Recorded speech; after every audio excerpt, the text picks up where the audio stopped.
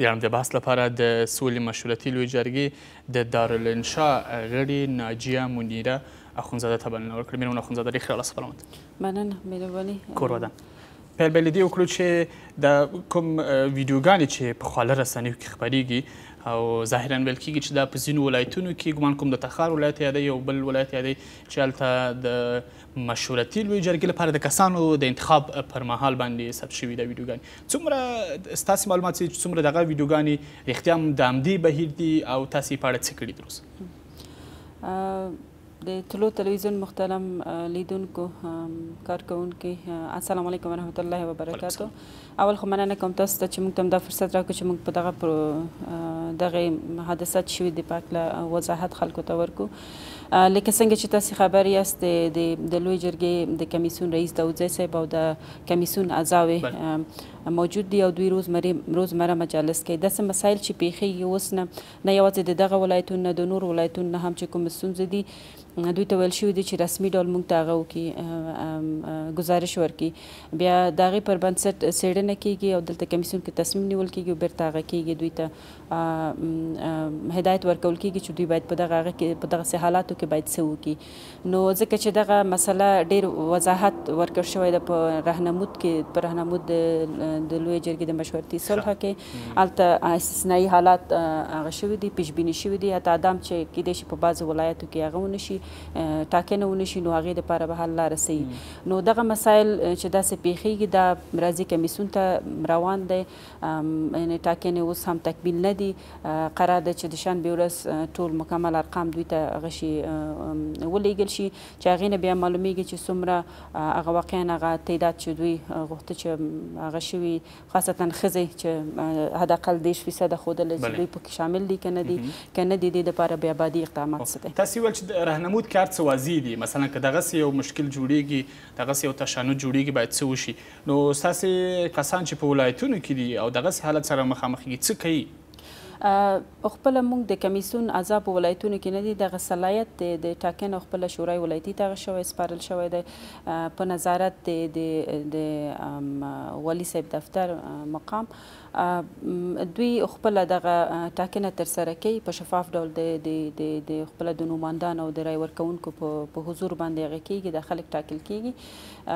که چیرې داسې ستونزې پیښیږي نو دوی مکلف دی چې شورای ولایتي رسما دغه مسله هغه کې رپورټ ورکړي کابل ته، چې دلته بیا په دې په هکله څېړنه کیږي چې واقعا که چیرې پروسه واقعا شفاف نه و، هلته واقعي د خلکو استازیتوب هغه شوی نه، بیا دوی ته بیرته هدایت ورکول کیږي چې بعدي قدم څه دی چې تاسو باید څه وکوئ چې خبره د خلکو هغه صحیح استازیتوب هم وشي او خلک هغه نه وي خفه نه وي. یوه مسله دا یو تور لګېدلی په ځینو ولایتونو په چارواکو باندې او ګمان کوم چې حتی په والیانو باندې چې ګواکې دوی مداخله کوي په دې انتخاب کې، داسې موارد تاسو ته رسېدلي تر اوسه؟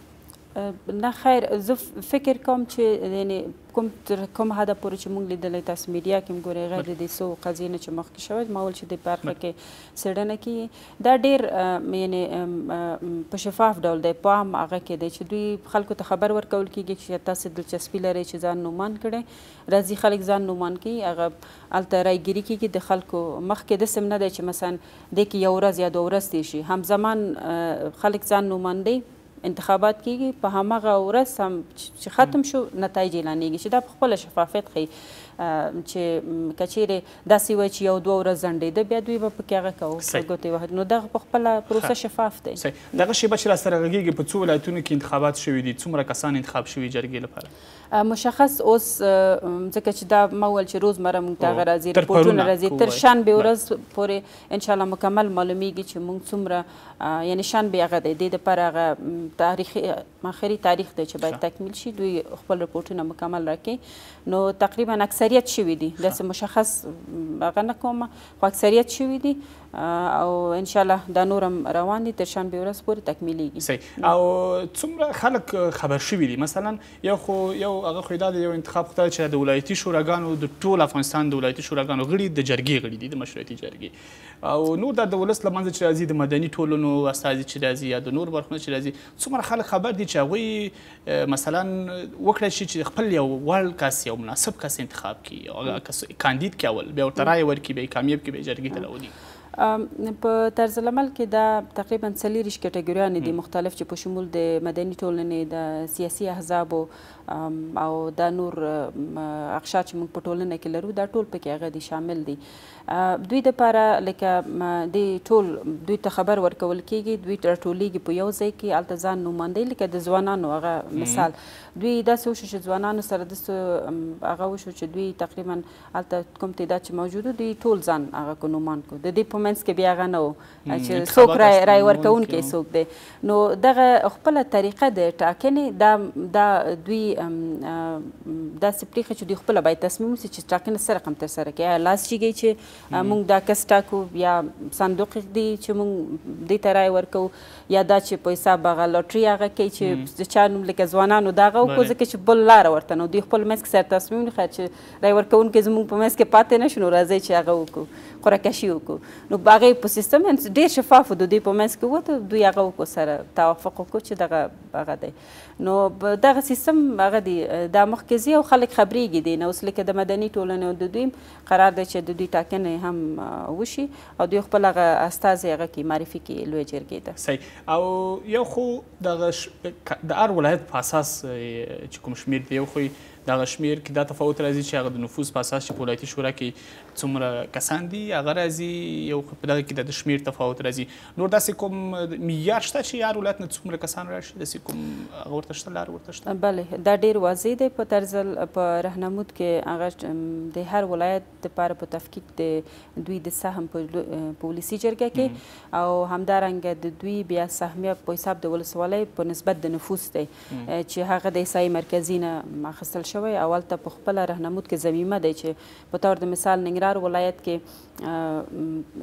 14 هغه لرو په حساب د ولسي جرګې غړي دي چې د هغې په تفکیک سره تقریبا 98 هغه دي غړي کولی شي د ننګرهار ولایت نه لویه جرګې ته راشي چې په هغې کې 9 باید ښځې او باقي باید هغې وي نارینه وي.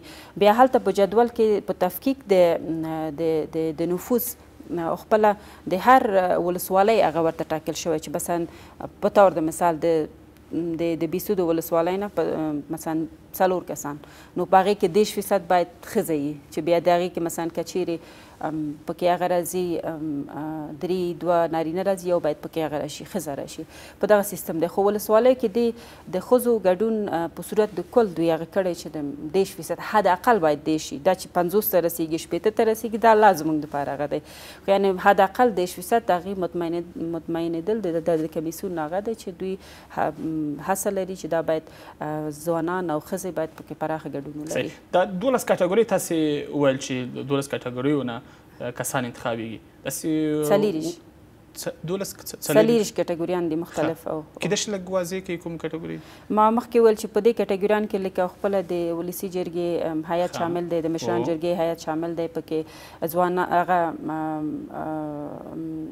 څه وایي ورته دا ولایتي شورا په هغې کې راځي، احزاب سیاسي دی، مدني ټولنې دي، د رسنیو استازي رسنیو استازي پکې دي، د خپله د لکه د فرهنګي برخې هغه دي، یعنې 40 مختلف هغه دي. په دې کې لکه د مهاجرینو استازي دي، د پاکستان د ایران نه نور استازي چې په نور ممالکو کې اوسېږي. تاسو کوم ته اشاره وکړه د مهاجرینو انتخاب څنګه کیږي؟ هغه له کومې لارې نه تاسې په مثلا په ایران کې دي یا په پاکستان کې دي، د دې مهاجرینو نمایندګان څنګه راځي، څنګه انتخابي؟ دا هم همالته د هغه د لارې نه دوی ته خبر ورکول کېږي. د وزارت مهاجرین په دې پروسه کې دخیل دی، هغې دپاره خاص دوی بل طرز العمل جوړ کړی چې دوی څنګه هغه کوي.